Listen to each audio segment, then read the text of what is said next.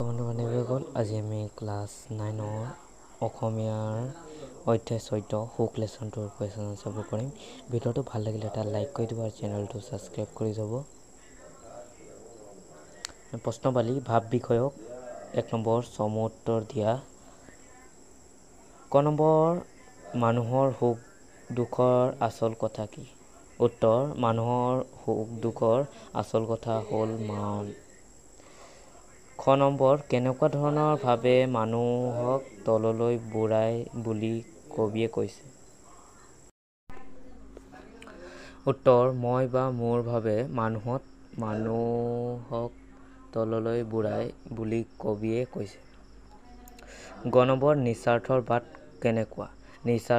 উত্তৰ নিস্বাৰ্থৰ বাট সুন্দৰীয়া। ঘ নম্বৰ কবি আনন্দচন্দ্ৰ আগৰৱালাক কিয় ভাঙনি কোঁৱৰ বুলি কোৱা হয়? উত্তৰ আগৰৱালাৰ কেইবাটাও ইংৰাজী কবিতা অসমীয়ালৈ সুৱলাকৈ ভাঙনি কৰে, সেইবাবে তেওঁক ভাঙনি কোঁৱৰ বুলি কোৱা হয়। ঙ নম্বৰ কাক আপোন কৰিব পাৰিলে সংসাৰত দুখ নাই বুলি কবিয়ে ব্যক্ত কৰিছে? উত্তৰ পৰক আপোন কৰিব পাৰিলে সংসাৰত দুখ নাই বুলি কবিয়ে মন্তব্য কৰিছে। পঞ্চম নম্বৰ কবিৰ মতে প্ৰকৃত সুখ কেনেকৈ পাব পাৰি? উত্তৰ কবিৰ মতে প্ৰকৃত সুখ পোৱাৰ উপায় নিজৰ হাততে থাকে। আনৰ দুখত দুখী আৰু আনৰ সুখত সুখী হ'ব জানিলে প্ৰকৃত সুখ পোৱা যায়। নিজৰ স্বাৰ্থ ত্যাগ কৰি আনৰ হিতৰ হকে কাম কৰিলে প্ৰকৃত সুখ পাব পাৰি। ২ নম্বৰ কবিতাটোৰ মূল কথাখিনি নিজৰ ভাষাৰে লিখা। উত্তৰ কবি আনন্দচন্দ্ৰ আগৰৱালাদেৱে সুখ নামৰ কবিতাটোত এই পৃথিৱীৰ জীৱশ্ৰেষ্ঠ মানুহে কেনেদৰে সুখ বুলি হাবাথুৰি খাই ফুৰে অথচ সুখৰ মুখ দেখা নাপায়, সেই কথাটোকে প্ৰতিফলিত কৰি তুলিছে। মানুহে সুখ বুলি গোটেই জীৱনটো সুখৰে সন্ধানত বলিয়াৰ দৰে ব্যস্ত থাকে কিন্তু হাতৰ মুঠতে থকা সুখৰ সন্ধান উলিওৱাত তেওঁলোক ব্যৰ্থ হয়। সেইবাবে কবিয়ে কৈছে যে যিসকল নিজৰ ন্যস্ত স্বাৰ্থক বলিদান দি আনৰ হকে চিন্তা কৰিব পাৰে, তেওঁলোকৰ পিছেহে সুখ ঘূৰি ফুৰে। তেওঁলোকৰ বাবে এই পৃথিৱী হৈছে পৰম সুখৰ ঠাই। যিসকল লোকে আনৰ সুখত সুখী হ'ব পাৰে, আনৰ হাঁহিত নিজকে বিলীন কৰি দিব পাৰে, তেনে লোকে সদায় সুখী হ'ব পাৰে। আনকি আনৰ দুখত কান্দিব জনা মানুহে কান্দোনতো সুখ বিচাৰি পায় বুলি কবিয়ে কৈছে। কবিয়ে কৈছে যে এই পৃথিৱীত বাস কৰা সকলো মানুহেই আমাৰ আপোন, সকলো নৰ নাৰীয়ে এজন পৰম পিতাৰে সন্তান বুলি কবিয়ে কৈছে। সেইবাবে কবিয়ে ঘাই ঘোটা পেটে ভঁৰাল অৰ্থাৎ কেৱল নিজৰ পেটটোৰ চিন্তা নকৰি লোকৰ দুখলৈ মন দিব কৈছে আৰু মানুহৰ সেৱা আৰু মানুহৰ পূজাক মুখ্য ব্ৰত হিচাপে গ্ৰহণ কৰিলে আমি সুখী হ'ব পাৰিম বুলি কবিয়ে কৈছে। কবিতাটোৰ জৰিয়তে কবিয়ে পুনৰ কৈছে যে মই বুলি কেৱল আমি মোহ মায়াৰ জালত বন্দী হৈ থাকিব নালাগে। এই মই বা সকলোখিনি কেৱল মোৰ এনে ধৰণৰ মনোভাৱে মানুহক তললৈহে নিয়ে। সেইবাবে আমি মনটোক থিৰ কৰি ৰাখি ত্যাগৰ যোগেদি সন্তোষ লাভ কৰিবলৈ শিকিব লাগে। সুখ আৰু দুখৰ একমাত্ৰ কাৰণ হৈছে আমাৰ মনটো। সেইবাবে যিমান পাৰোঁ আমি মনক নিয়ন্ত্ৰণ কৰিবলৈ শিকিব লাগে। স্বাৰ্থৰ বাটত কেৱল দুখৰ কাঁইট আৰু ষ্টল পোতা থাকে বুলি কবিয়ে কৈছে। তাৰ বিপৰীতে নিস্বাৰ্থৰ বাট হৈছে সুন্দৰী আলি আৰু এই বাটত কুসুম ফুলে।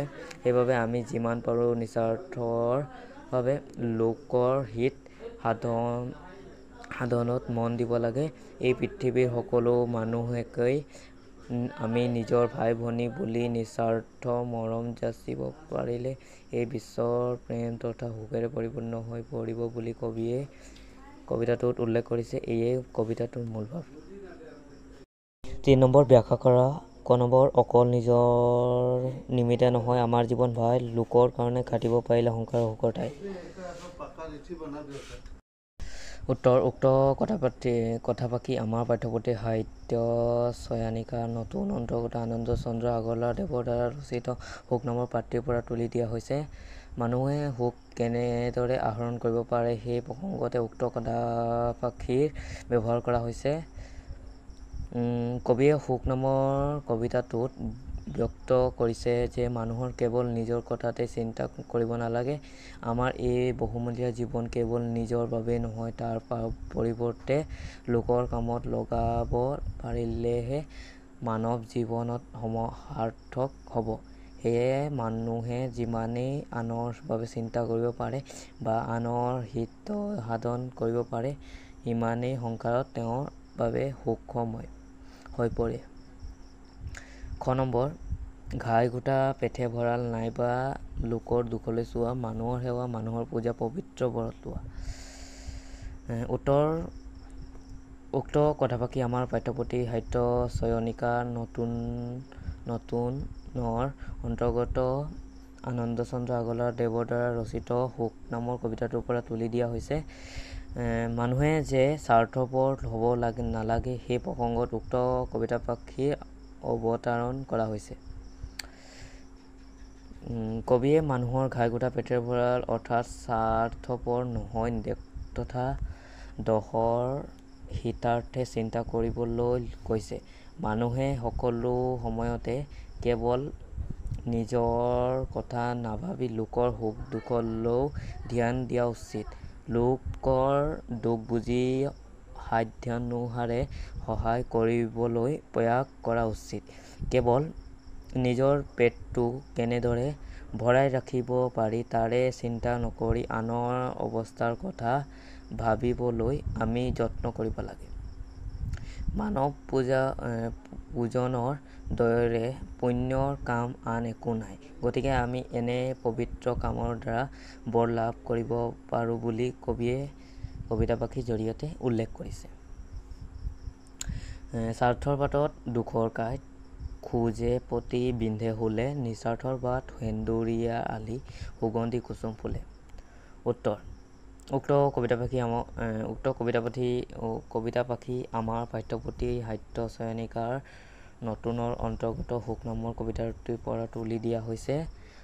স্বাৰ্থপৰ মানুহে যে জীৱন পদে পদে দুখ পাবলগীয়া হয় সেই প্ৰসংগতে উক্ত কবিতাফাকিৰ অৱতাৰণ।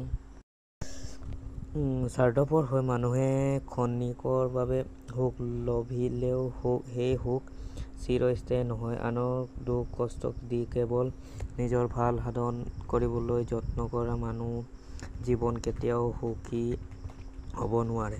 তেনেকুৱা মানুহে জীৱনৰ প্ৰতিটো খোজতে স্থূল অথবা কাঁইট পুতি থোৱা থাকে বুলি কবিয়ে ব্যক্ত কৰিছে।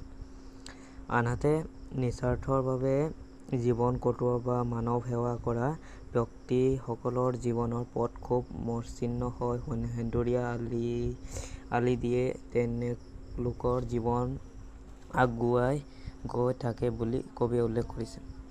ভাবিয়ক বিষয়ক উদাহৰণ চাই বাকীকেইটা কৰা। উদাহৰণ আপোন হলে পৰ, দুখ হলে সুখ, স্বাৰ্থ হলে নিস্বাৰ্থ, অভাৱ হলে উভয় নদী, সন্তোষ হলে বেজাৰ, হাঁহি হলে কান্দোন। ১ নম্বৰ উদাহৰণটো চাই বাকীকেইটা কৰা। সামৰ্থ ধৰম হলে ধৰ্ম, কৰম হলে কৰ্ম, বিৰিশ হলে বীৰ্ষ, যতন হলে যত্ন, মুক্তি হলে মুক্তি।